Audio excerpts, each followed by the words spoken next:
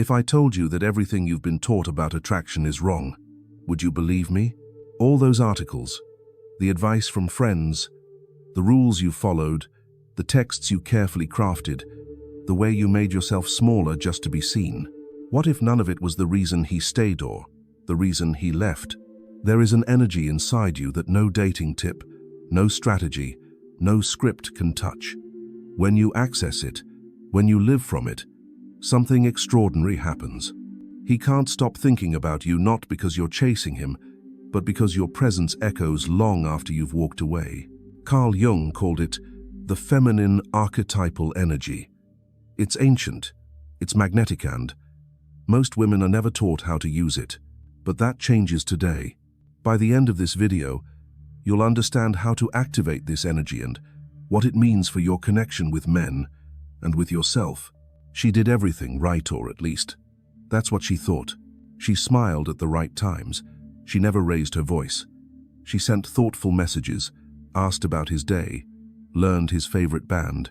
She kept herself polished, composed, agreeable, always available, but never too much.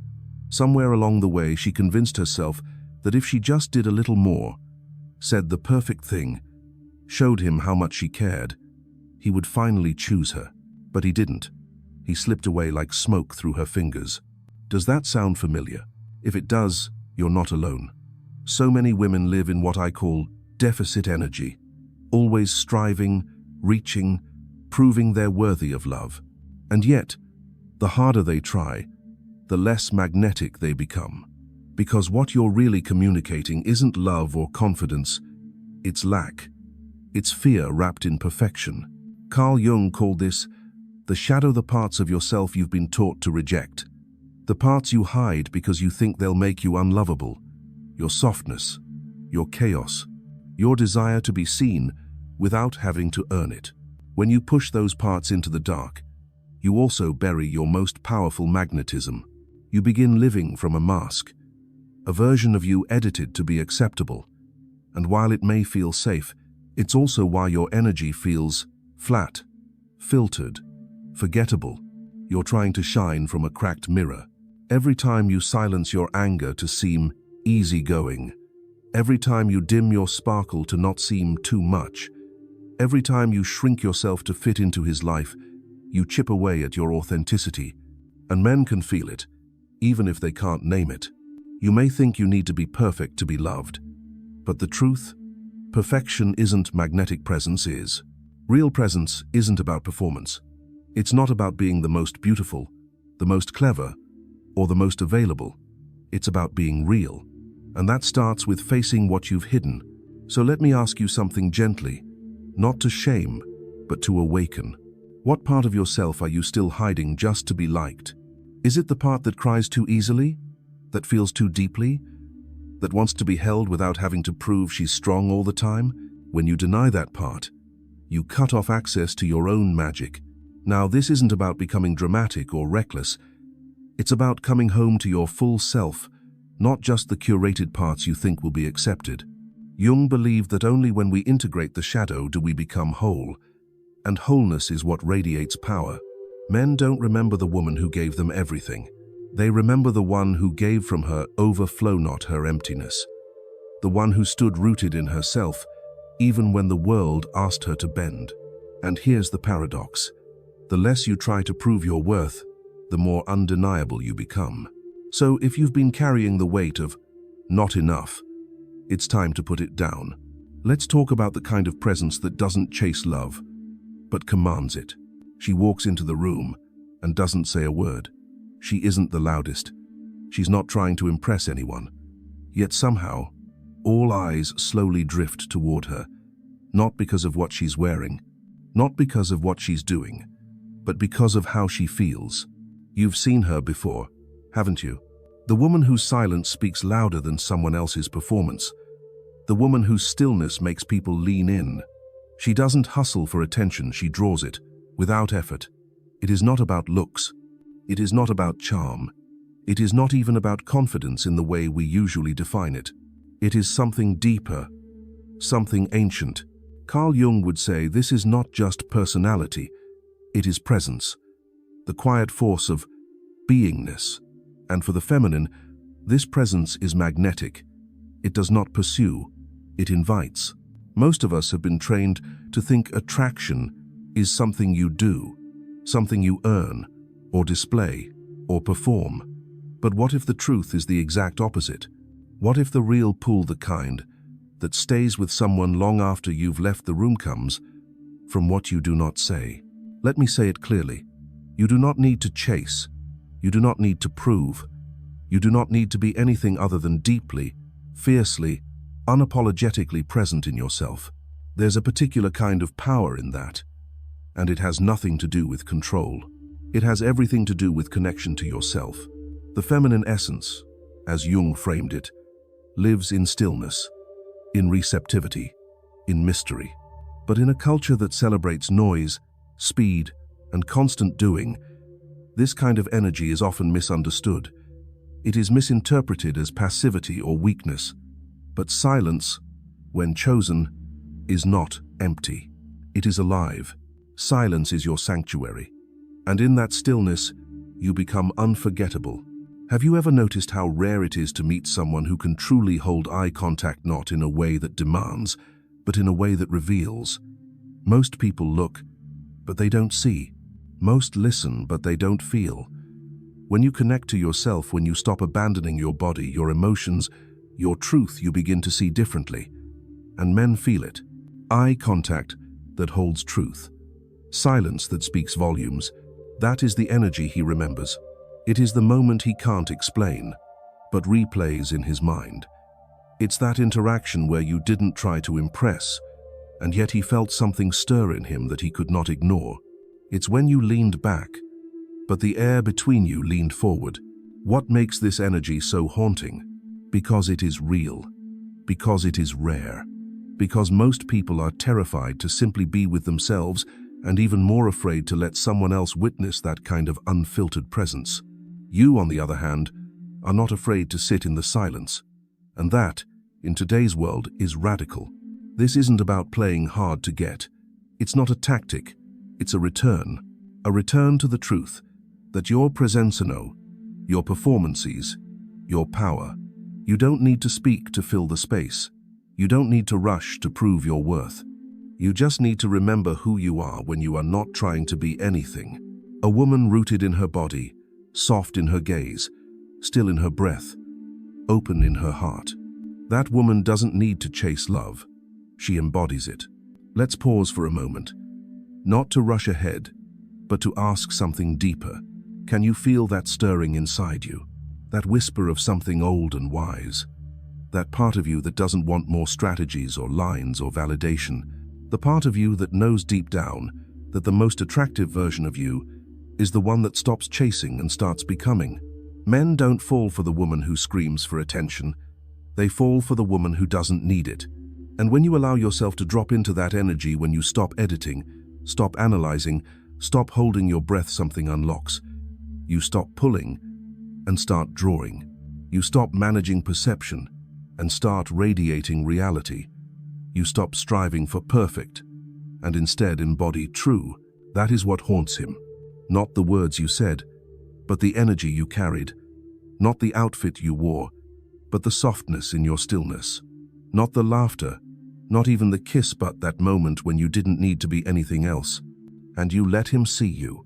He may not be able to describe it. He may not even understand it, but he will remember it. So now, the question becomes, what happens when you live from that place every day? Not just around him, not just on dates, but in every room you enter, every step you take, every breath you allow. Because the truth is, this kind of energy cannot be faked. It has to be lived. It's not about doing anything, it's about becoming someone who no longer leaves herself behind. And once you do that, everything shifts. He will feel it. You will feel it.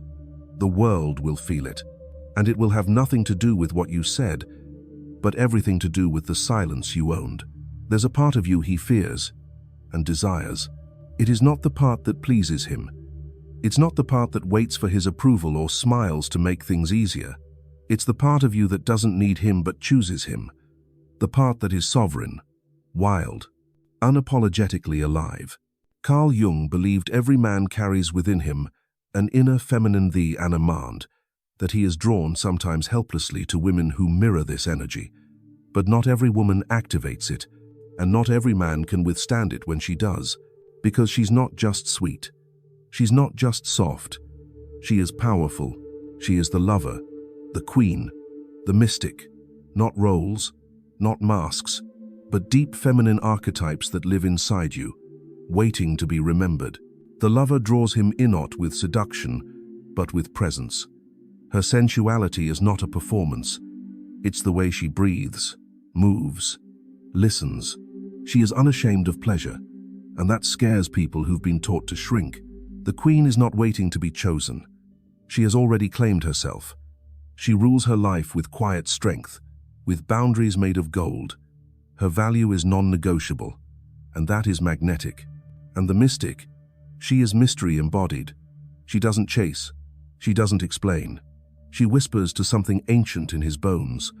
Her power is not loud. It is sacred. Each woman carries all three, but only when she stops performing and starts remembering. Every woman is a living altar, but only when she remembers who she is. You can feel it, can't you? That whisper inside. That quiet pull toward the version of you who isn't afraid to take up space, no with arrogance, but with grace. The woman who doesn't beg to be seen because she already knows she is. The woman who isn't scrambling to earn love because she is already loving herself. Have you forgotten the way your soul speaks? You once knew it, before the world told you to be less, before you learned to hide your fire so it would not burn too bright, before you made yourself digestible, softer, quieter, smaller to fit into someone else's vision. But you were never meant to be manageable. You were meant to be remembered. Let me show you something. There are two women walking through life. One is trying to be chosen.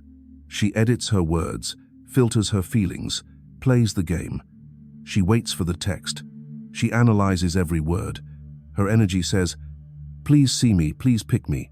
The other chooses herself over and over again. She doesn't wait for permission. She speaks with intention. She rests when she's tired. She flirts with the sky, not just the man.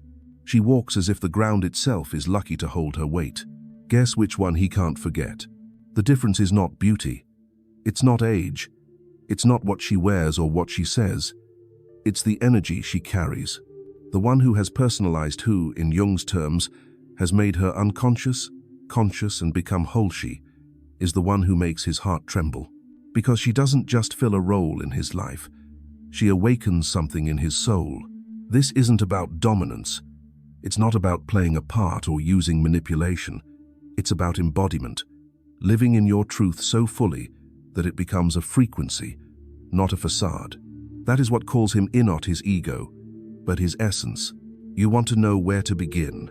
Start by embodying your mystic, the part of you that doesn't perform, doesn't chase, doesn't seek to prove, the part of you that doesn't explain, only emanates. Let your silence say more than your words. Let your boundaries be clear but loving. Let your eyes hold a story no one is entitled to read, unless you invite them in. Do not give away your fire just because someone else does not know how to hold it. A woman in her full archetypal power is not a fantasy. She is not an ideal. She is not some distant goddess on a pedestal. She is you, fully remembered. So ask yourself now gently, without shame, which version of you have you been living from? The one who shrinks to be loved, or the one who rises to be felt? You don't need to reinvent yourself. You only need to reclaim what's already inside you. Because when you stand in your archetypal energy, when you become the lover who lives for her own joy, the queen who commands her own domain, the mystic who speaks in soul and silence, you become unforgettable. You become the mirror he wasn't ready for, but can't stop staring into. You awaken the parts of him that were asleep. You stretch his perception. You stir his anima. Not because you try, but because you are. So now the question becomes, are you ready to stop shrinking and start becoming? Here's the truth no one wants to admit. Your darkness is magnetic. Not the version of you that's polished and pleasant. Not the one that never raises her voice or always says the right thing. I'm talking about the parts you've been told to suppress, the mess, the chaos, the aching, the fire. Carl Jung said it best. Until you make the unconscious conscious, it will direct your life, and you will call it fate. So many women are ruled by what they refuse to face. You think it's fate that you keep attracting unavailable men. Fate that your voice shakes when you try to speak your truth. Fate that you self-sabotage every time something starts to feel real. But it's not fate. It's your shadow unseen, unheard, unfelt. And that shadow, that's your untapped power. Let's break this down in simple terms. Your shadow, as Jung described it, is the part of you that got pushed underground. Jealousy, rage, lust, fear, even joy if you were ever told it was too much. All the emotions that didn't feel safe to express became hidden inside you. But hiding them didn't make them disappear. It just made them louder, in silence. Imagine this. It's the fire beneath the glacier. Cold above, blazing beneath. Outwardly, you're composed. You smile, you say, "I'm fine." But inside, there's heat, maybe even fury, maybe desire so raw you don't know what to do with it. That energy doesn't go away. It leaks out in sideways ways, passive-aggressive texts, sudden withdrawals, numbing, or chasing after men who confirm your worst fears. But what if that same energy could become your most seductive force? What if the part of you that feels too dark is actually the most irresistible? Let me be clear. This isn't about being reckless. This isn't about being destructive or manipulative. This is about reclaiming your full emotional range and learning how to own it instead of being owned by it. Because when you deny your shadow, it controls you. But when you integrate it, you become whole. And wholeness is captivating. So how do you do that? How do you face the parts you've buried? First, you recognize them. You bring light to the places that feel uncomfortable. Ask yourself, what do I judge most in other women? Where do I feel ashamed of my emotions? When do I feel the need to explain or apologize for who I am? These questions are not easy, but they are sacred keys. Second, you allow them to move through you.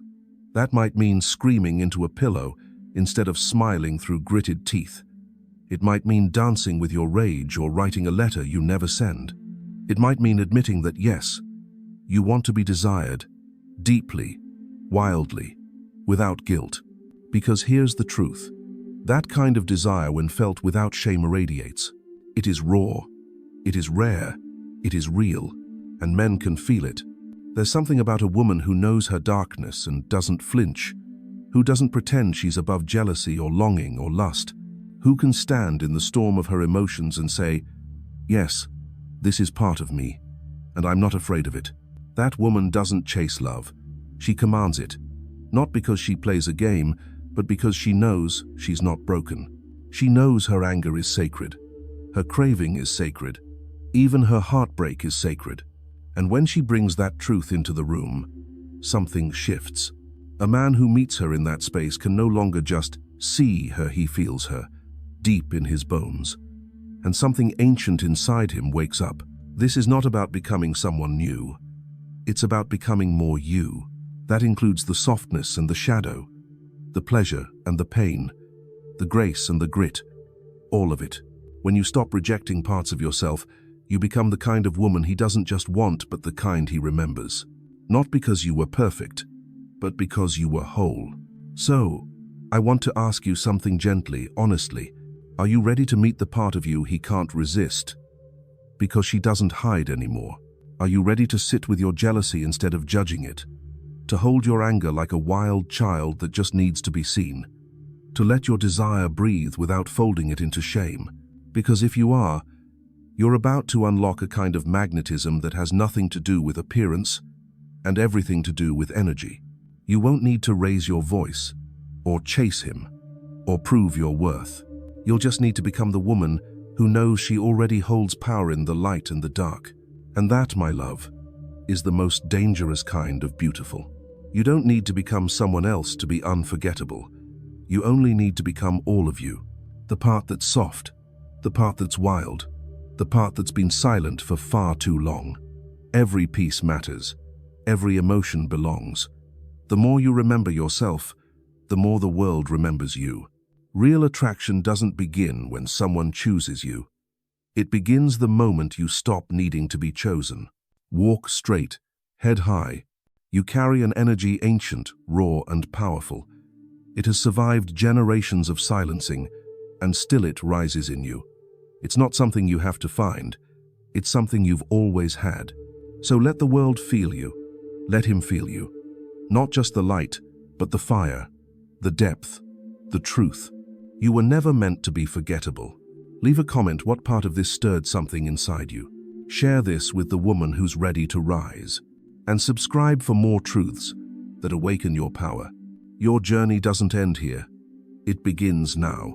And this time, you're walking in as all of you.